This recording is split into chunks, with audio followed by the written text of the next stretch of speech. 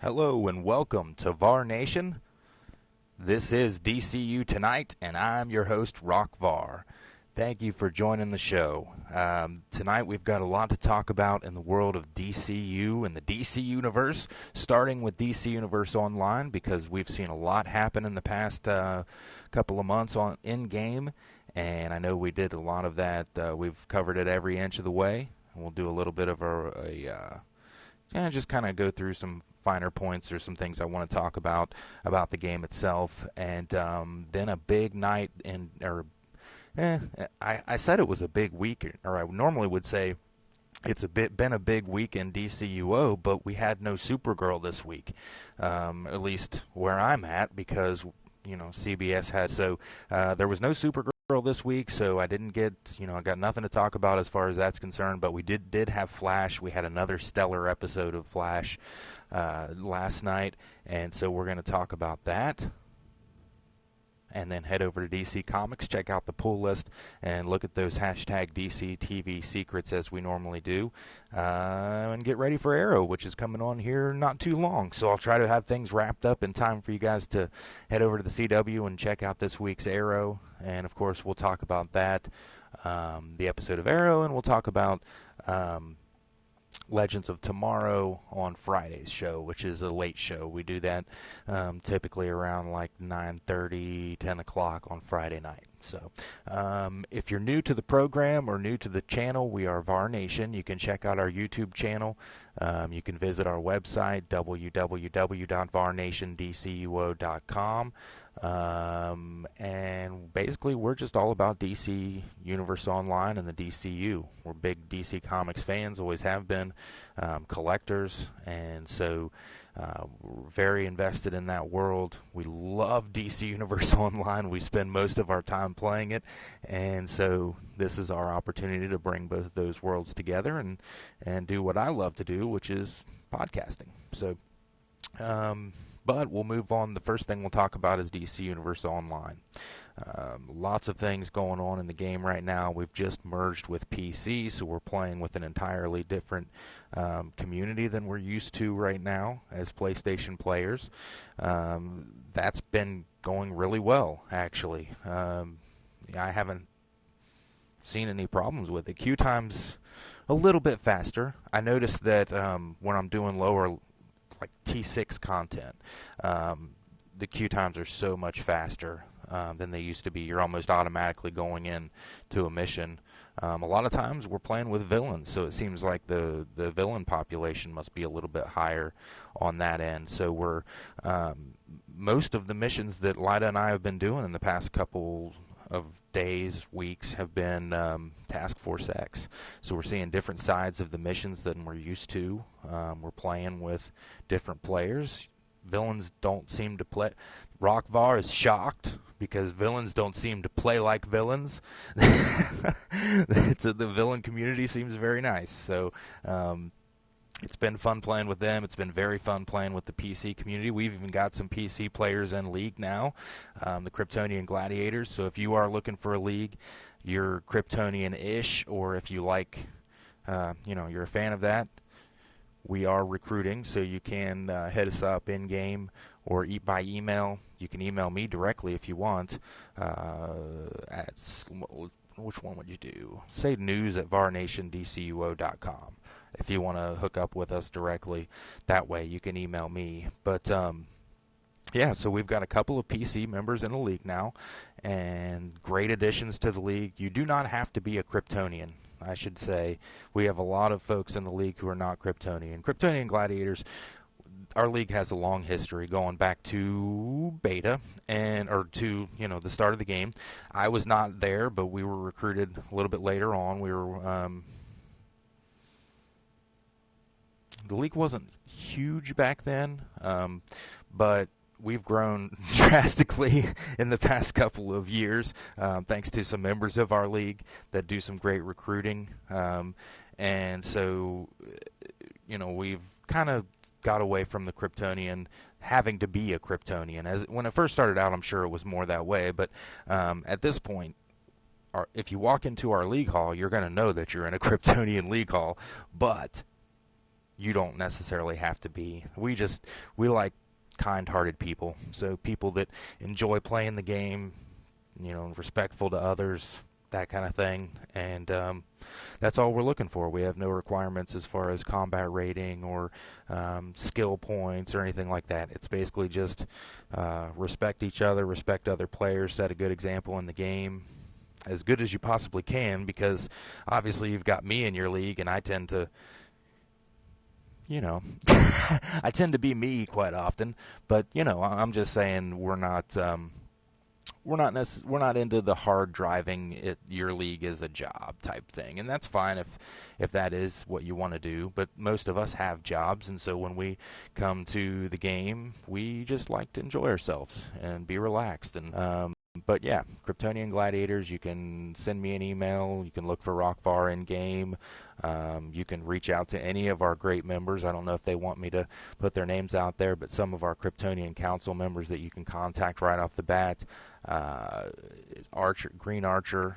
You can contact Violet Enthraller. You can contact Kai, and I'll put a list up of people, because obviously I'm not always in the game, so you may want to have some other contacts there that you can get a hold of as well. Or Hippolyta Kent, you can email my wife, and she'll help you. But we are pretty much on all the time, though. We try to stay logged in when we're home, because we can't log in when we're not home, unless we would do it on like McDonald's Wi-Fi or something, and I don't think that would work out well. But anyway, so we're playing with PC players now. We've got the seasonal happening. It's the Valentine's Day seasonal. I know I've said several times I was going to stream it, and then it didn't end up happening. I apologize for that. I'm just going to quit saying that. I want to do just regular game streams, but a lot of times after we do the DCU Tonight, we get very into playing the game, and a lot of times we just want to conversate with each other and not necessarily be heard. So we end up enjoying. Plus, we haven't made an official announcement, but Lyda is pregnant, and we are spending a lot of time together. So we're being kind of private and enjoying this with our family, which is me, Lyda, Kara, and Connor, our dogs, and the new one, which we haven't picked out a name yet. We're not sure. We don't know boy or girl yet, but we'll find that out later this month, I believe. But so getting back to the game, we are doing quite well with the PC members. It seems to be going very smoothly. We have not had a lot of hiccups in the game as far as doing a lot of glitching or a lot of lag or anything like that. That I'm not experiencing it anyway myself. Now, Lyda typically does. She's on PS3 though, so she will run into some issues. But that's going to happen if you're on PS3. I don't really know from the PC end how things are going over there. I know there are a lot of PC YouTubers and streamers, so you can probably check out their streams, and I'm sure they're talking about how it's affecting things on the PC side. I'm hoping that it definitely gives a boost to test. So I don't know. We'll find that out. But a couple of things. We do have new feats for the Love Conquers All seasonal event that's going on right now. If you have, it's kind of weird because, for example, if you do the outside mission, the race right now, you can get the Valentine's type of emblem. I believe it's a rose. And Lyda really wanted it this year, so that was a focus. We got that for her for Valentine's Day.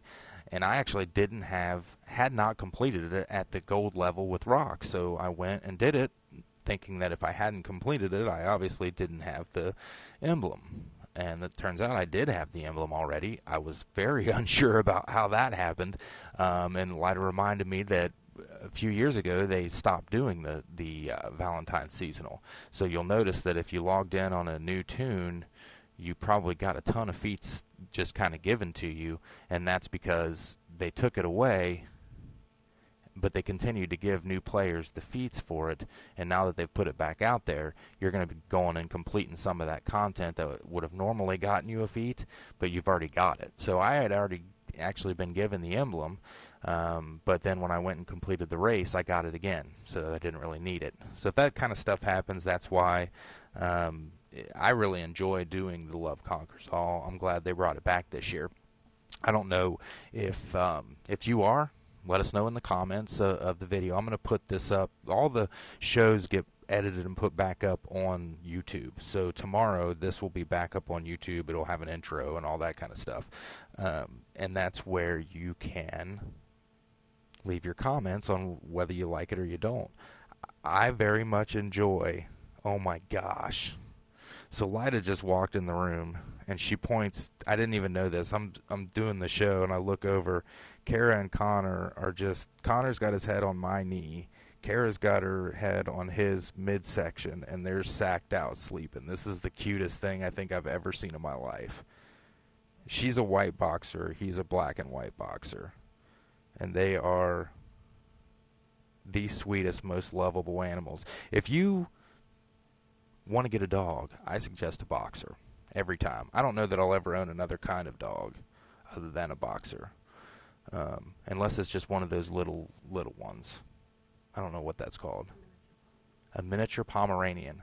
That I would like to have also, because I want him to wear a tuxedo and a crown.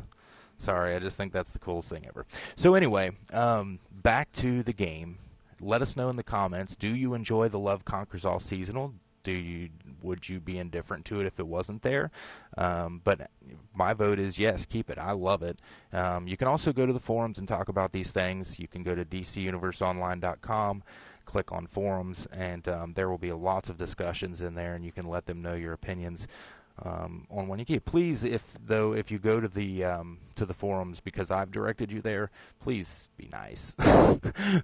Please give your opinion and don't be hateful. It's I know a lot of times on the internet it's easier to do that and it's kind of makes you feel cool or whatever, but we really just want to give them feedback on what they're doing and if it's something that we like. I mean, we love what's happening in the game right now. It's, we've got a lot to do. I'm actually for the first, and this is, I want to say this is the goal of it, but I don't know for sure. But so you remember back about a year ago, maybe a year and a half ago, content was coming pretty slow.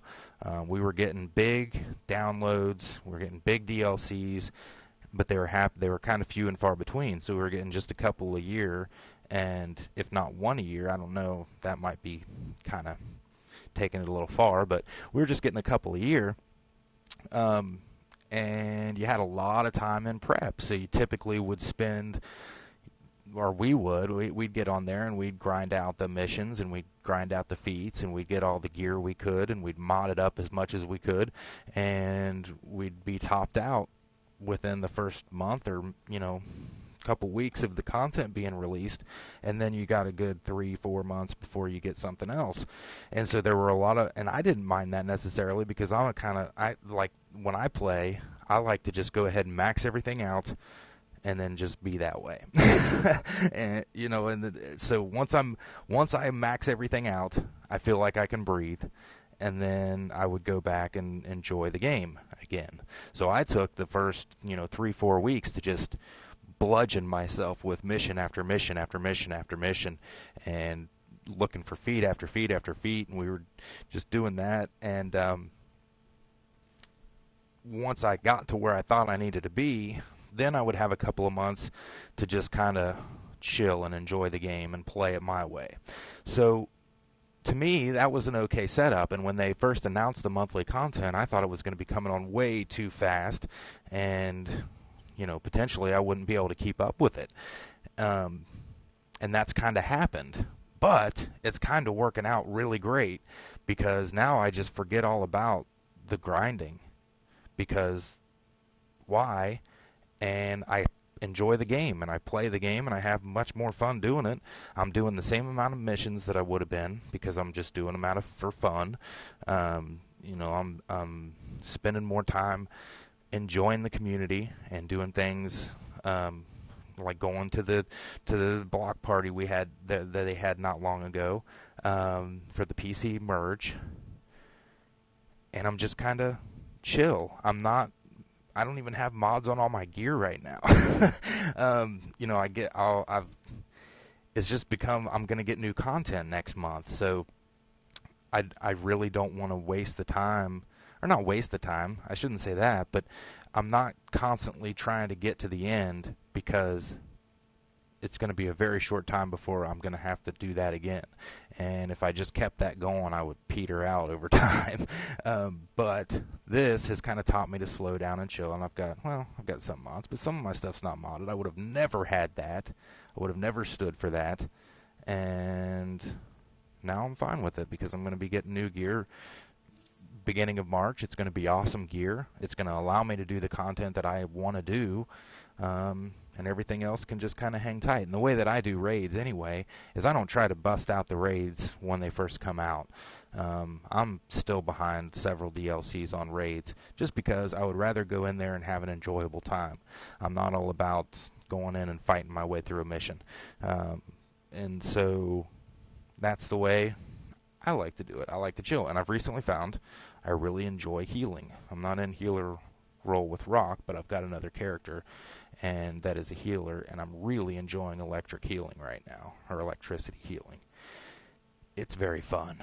I highly suggest it. So I think it was a good move that they did, kind of keeping the content flowing like this, because to me, it just makes the game feel more full. I'm not just rushing to get to the end of it. And when I get to the end of it, a lot of folks would, they'd like to do things a little bit differently, and they don't like the slow time. So that was causing a kind of a disconnect with those players who would say they're getting bored, and I don't think that's going to happen as much now. Especially we've got, I'm not going to be getting bored anytime soon. We've got episode 22, which is confirmed to come in early March. I think probably the first week in March, which is awesome for me because that's my birthday. So I'm going to have new content for my birthday probably. They've already announced that, so we know that that's coming, and it's episode 22, which is some of the Kryptonian stuff. So we're going to get to go to the Phantom Zone. We're going to get to go into the Science Spire with Lois Lane. Those types of things. I mean, that's enough for me to look forward to regardless. And lucky for me, my membership doesn't expire until April, so March is definitely in the bag. We'll be April, we're looking at you. But so a lot to look forward to as far as the content itself is concerned. They've not fallen behind. They've done a really good job keeping up with it. I am super thrilled at the number of hours that we've been able to play the game versus be disconnected from the game. A couple of years ago, our work schedules have changed drastically to the point where, at some point here there wasn't much of that happening at all. So we were constantly online on the game, and a couple of years ago, there were some people that I saw who would complain from here and there that every time they tried to log into the game, it was disconnected or it was down or there was some kind of downtime. Downtime and disconnects have really been minimal for the past year, if you look at it in the grand scheme of things. We have downtimes that they announce, to fix things. They've been pretty spot on the how long the downtime would be. It always gets back up and ready, and it's kind of glitchless to start with. So the dev team's done a really, really good job with all the big changes that have come to the game. One of the huge things that I'm looking forward to is those movie posters, the Batman Superman movie posters. I can't wait. I don't know which I'm actually more excited about, the movie or the freaking posters. I think the posters, to be honest with you, the movie's going to end up letting me down. The posters will never disappoint me. I will love those things forever. They are so awesome. But before we move on from DCUO and talk about this last episode of The Flash, I wanted to talk about something that I noticed a while ago, and I haven't said anything about it. And I thought, why have I not said anything about this? To me, it's a really good point. I don't know, when the Flash has been running for 2 seasons now, right? How long has DCUO been doing speed as an option for movement mode? I'm pretty sure since like the beginning.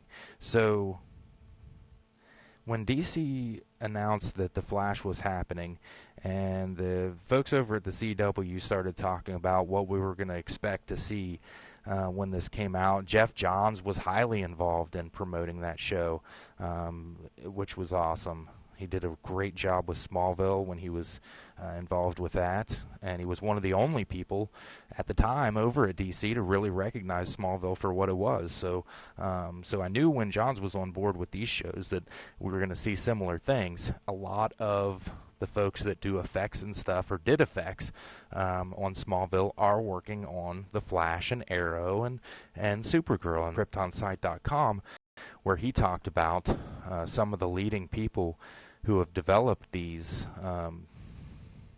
effects, I guess, kind of for television, because in television, even though it seems like they don't have the budget that movies have. So when you're talking about Superman or Man of Steel, or you're talking about Batman versus Superman, or you're talking about any of the Batman movies, those folks have like millions of dollars for budgets, and they can spend that kind of money to make those effects look real, because the payout is real. It's a different kind of animal altogether if you look at it that way. The payout for movies is real. They're getting paid based off of ticket sales and copies of the DVDs later, or Blu-rays or whatever, but they invest that money initially and then they get it back fairly quickly. A lot of times they make that back opening weekend, depending on the movie. But what I'm getting at here is television is an entirely different animal. There's no immediate payback for TV. So when you produce or make a television show and you spend the money to make the effects happen, Monday night when Supergirl comes on air, nobody's sending hundreds or thousands of dollars to the CW saying, great episode, we'll be paying you again next week. That's not how it works. So there's a long-term investment that gets made in these shows, and so some of the people who are really, really good at doing these effects for TV have figured out ways to do it on a much lower budget. And there's people in particular that are working on these shows right now that Tom was, given a nod to, because they don't typically get mentioned as much when that happens. You can read that article at KryptonSite.com. But my point being that when the Flash first started coming out, there was a lot of talk at a high level about how the speed was going to be done. We had speed on Smallville. We've had speed on several shows. Let's not lie. Smallville was not the first time necessarily that speed was done. Speed's been done many times, going back to even the original Flash TV show. So they've always found a way. But to me, Smallville was the most convincing, or the coolest. And then when they came out with Flash, they said, we're going to see a different type of speed.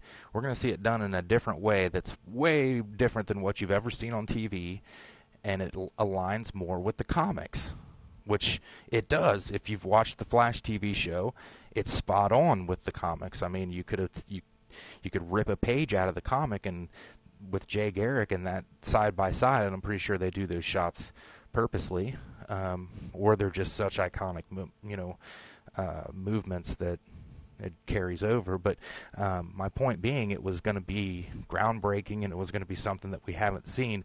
And I don't know if anyone has played with speed as a movement mode, but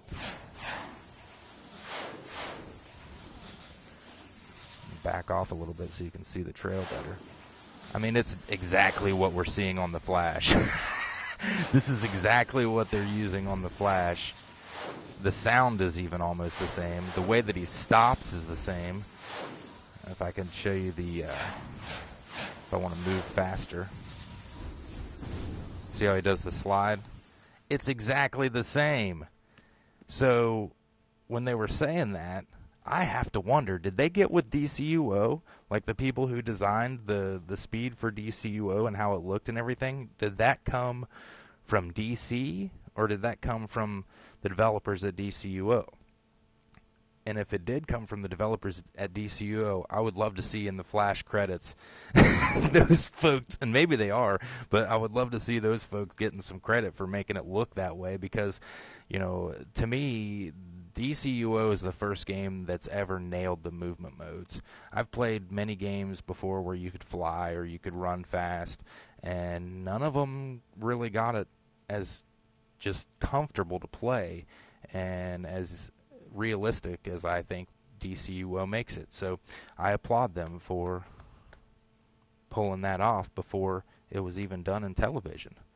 That is awesome. And I also, before I move on to the Flash part of the show, want to talk about this thing right here, which was my Valentine's Day present from Lyda, and the best Valentine's Day present a husband could ever have. I have to say that's the Wife of the Century award right there. So I'm going to find a way to make it in the set a little bit better, but for now, that's it. So, as we do throughout the show, we change sets. Let's go over to our DC TV set, and I changed a little bit. Oh man, we're going to have I can take that off now. We'll take off the noise so we don't have a constant humming. Alright, so moving on to DC TV. Like I said, we did not have Supergirl this week, so not much to talk about there. But we did have Flash, and we had another stellar episode of Flash.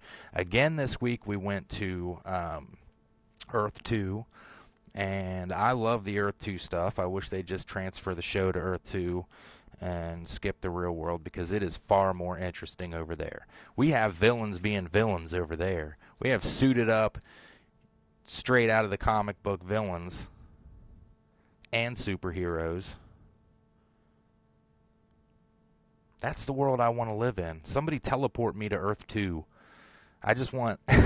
In fact, I think there needs to be a television show titled Earth 2. How freaking cool would that be? And if you rip me off, DC Comics or CW TV, it's probably already in the works, I would guess. But, you know, give me some credit for coming up with that idea. Just call it Earth 2. And actually, no, don't do that. Well, you could do that. 52. Do a show all about the multiverse. Every week we're looking in at a different, well, maybe not every week, but maybe every season. I don't know, half season? Because I would love to see some of the stuff that went down with Thomas Wayne. I'd love to see just some of the Earth 2 stuff, period. But I really think they could do something with that. Or just give Booster his own show, and that would cover it. They could do it just like the weekly the 52 comic book, which we're going to talk about here in a minute. But anyway, so starting out this episode of Flash, again, we've got Barry trapped in Earth 2 with most of Team Flash. The only ones that are left there, Jay, I always want to Caitlin. I always want to call her Killer Frost. And Joe, of course. Joe's there. So we have Geomancer causing trouble again, because obviously he's figured out that Barry's not there, or their Flash is not there. He's picked a fight with Jay, and he wants some more. So the first thing we get to see pretty much is Jay save the day again as a hospital. I think it's a hospital. As a building crumbles, he manages to pull everyone out in just the coolest way ever. Very, very Jay. It was another iconic Jay moment. Couldn't have been done any better, and he shows us he's the man. Unfortunately, no.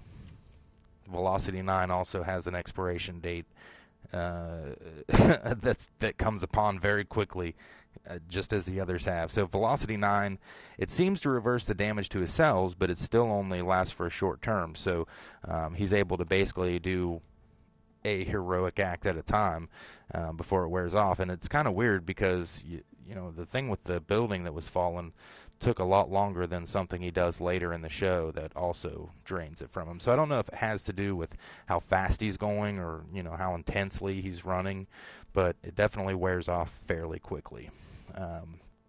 And obviously, now that Caitlin's figured out that it helps to reverse the damage to his cells, she's trying to perfect it so that they can make this a long-term thing, which would be on a tirade in Earth 2. And he's trying to get Wells, so he's, you know, calling upon every villain that can be called upon to try and get somebody to out Wells. So far as to write that on a building by using his speed.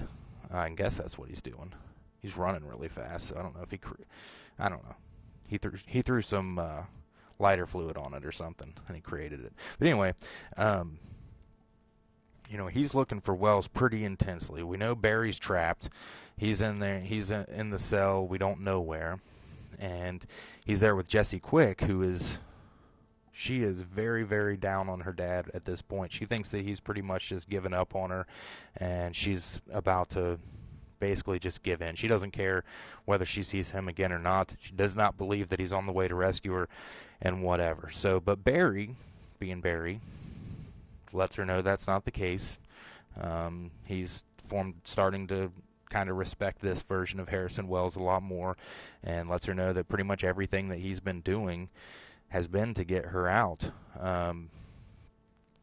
So at this point, Cisco takes the lead, and he's going to facilitate this finding of Barry, and they track down the only person that they know who would know where Zoom's hiding or would be keeping these folks hostage is Killer Frost, and so they have to go meet up with Killer Frost and convince her to turn on Zoom, which she does, or they think that she does. Later, it turns out she doesn't, or she had been just getting them there, and then eventually she flips back again. So, she's a villain. She's not very strong of character, but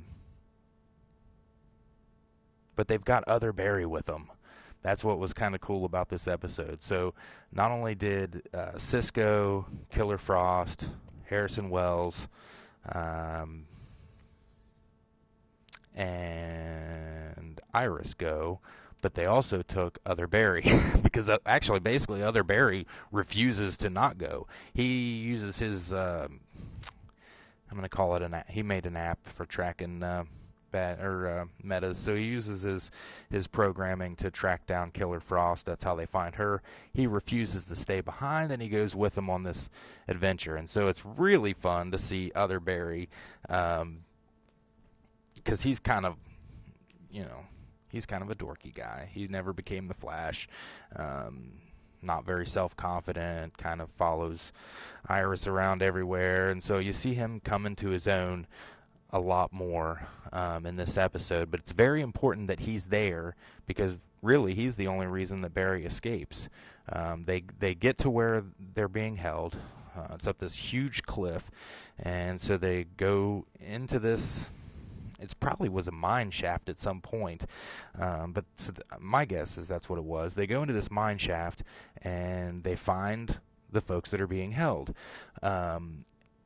One being Jessie Quick. They fairly easily get her out, but Barry is trapped in this case that he cannot phase through. And we saw earlier in the episode that Zoom was fast enough to phase through it, but Barry is not, and he's been trying through the whole episode, and he just basically keeps face planting into this thing and falling down. And so when they get there, they pretty much realize they're going to have to leave him, and Other Barry won't let that happen. It turns out, and this was the next point that I made in my notes, all Barry needed was for Other Barry to believe in him.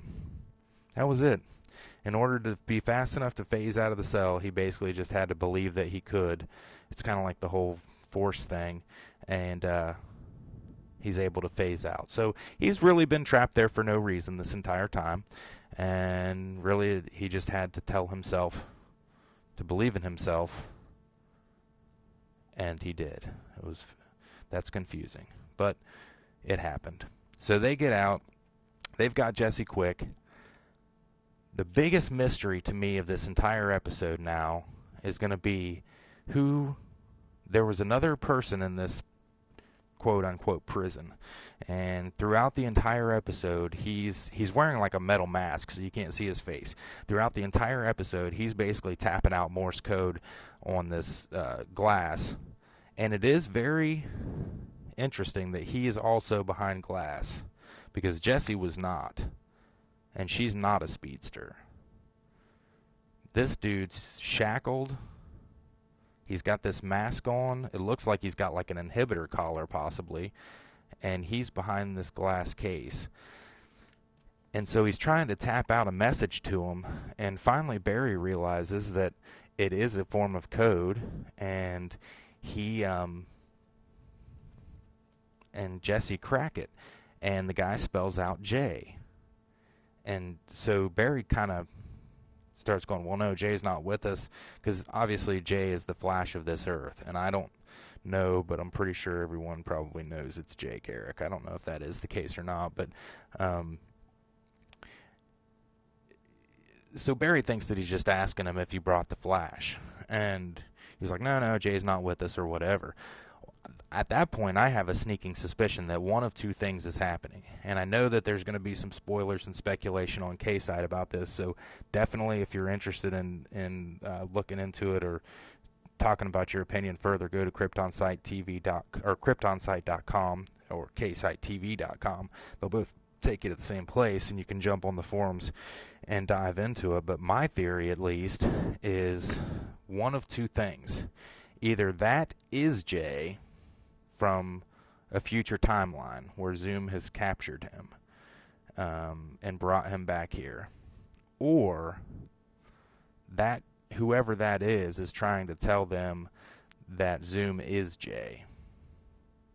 Because we know that on Earth 1, the counterpart to Jay Garrick has been found, and it is Hunter Zolomon, who is in fact, or I can't say who because I don't know if they're going to do that to this character, but in the comics that is Zoom. So my theory on that was that that version of Hunter Zolomon that we saw from Earth 1 had just not been made yet. So sometime in the future he's going to become Zoom. My guess is that's going to be once Wally is Flash, because he is Wally's nemesis basically. And so once he gets made in that future, he's going to go back in time, and that's when they're going to encounter him. That's when this Barry is going to encounter him, or Earth 2, or he's going to make his way to Earth 2 somehow. And so my guess is he's either trying to warn them that Earth 1's Jay Garrick is Zoom, and to stop him before he becomes Zoom, or that is a future version of Jay that's locked up. The other thing that could be is kind of a end of episode spoiler, but it is the next thing that I was going to talk about, other than making fun of Killer Frost's voice, because I have no idea why she has an echo. I have no idea why she sounds like a creepy witch when she talks, unless it's like something to do with ice in her vocal cords. I don't know, but she seems to have a weird, creepy voice. Anyway, aside from that, I was going to move on to the very end, which is after they managed to get everyone free from Zoom's hold and get back to their Earth. Jay, like happens in every movie, when you're standing in front of a door or a portal, you'd never just stand there in front of it not looking behind you. You're going to get grabbed by something and pulled through, and that's what happens. Only it looks like Zoom phases his hand through Jay, which would kill him, and then pulls him through. So the big question is Jay dead, or has he just been taken from Zoom? Is that the point, actually, where he takes Jay? Or was that guy some kind of seer, and he was trying to let everyone know that something was going to happen to Jay? We don't know. We just kind of have to wait and see. But he's wearing a mask, so they're concealing his identity for some reason, and he's behind the shield, so he may be a speedster. I don't know. The other option, I guess, could be he could be another member of the JSA or something. I don't know. Alan Scott came to mind, but then why would he need to have a mask on his head? I don't have a good answer for that. So, huge mysteries to come in The Flash. Another great episode will happen next week. I'm on the edge of my seat waiting for it. I don't know what to do with myself other than play DCUO as a speedster to get me through that time. So that was this week's Flash. Did you like it? Are you still watching The Flash? Do you enjoy it? Let us know in the comments, and definitely go over to KryptonSite.com and get involved in the discussion. You can get on the forums before the shows. I know I say every time, but I'm going to keep saying it. You can get on the before the shows and be involved in the live discussion that happens during the shows, and then, talk about whatever you want in between. But anyway, we are going to, at this point, go over to DCComics.com because the hashtag DCTV secrets this week are about the Flash, and it goes into some of the stuff that I just talked about. So you can find this by going to DCComics.com. On the upper right, there's always a link there for the hashtag DCTV secrets, and you're going to see it. I think the first time would be Tuesday, and then that would be about Supergirl normally, and then when the one that pops up Wednesday will be about the Flash, the one that pops up Thursday will be about Arrow, and so forth and so on. You can also tweet about it on Twitter, which was the point of the whole thing, because they want people to go to Twitter and tweet with the hashtag DCTV secrets, any secrets that you see that maybe they haven't talked about. So if you're a huge comic buff, or you catch something that you don't think anybody else has caught, you can go to Twitter, tweet with the hashtag DCTV secrets, and share your knowledge with the world. Share your knowledge. So this week's secrets. This season, the Singularity has scattered secrets all over Central City, but we know where they are. We're here to tease you with all the hashtag DCTV secrets hiding in each episode. If you really want to know some of the answers to these questions, check out the spoiler section in a flash, which is what we're going to do. So let's get on it. I'll bet Lyda knows this one, the last one that I'm going to go into, because it poses the question, who does Cisco know pop culture better than anyone else? And I would say no. I would say the two of you having a conversation would be quite fun to watch, just because his quote this week comes straight from a movie you love. So starting out though, getting an injection of super speed, Caitlin perfects her formula to restore Jay's access to the Speed Force with Velocity 9. In the comics, Velocity 9 was actually developed by someone more nefarious than Wells, Vandal Savage. Vandal concocted it as something of a street drug in the 1988's The Flash number 12. Velocity 9 gave the user the power to move at lightning-fast speeds, but taking it extracted a high price with side effects that included early aging, fatigue, and even death. Savage crafted the drug to recruit powerful figures in New York City with the intent of getting them addicted and then controlling them and their resources. There's actually a New York City in DC. I thought Gotham was New York City. Learn something every day. Mountain Dew. The thirst quencher. It has what plants crave. Okay, tune in to a reliable news source. Like Central City, residents on Earth 1, Earth 2 citizens turn to Channel 52 for the latest breaking news, and we talked about this earlier. The number 52 is referenced repeatedly in the DC universe, first appearing as a title of a weekly comic series. That is absolutely not true.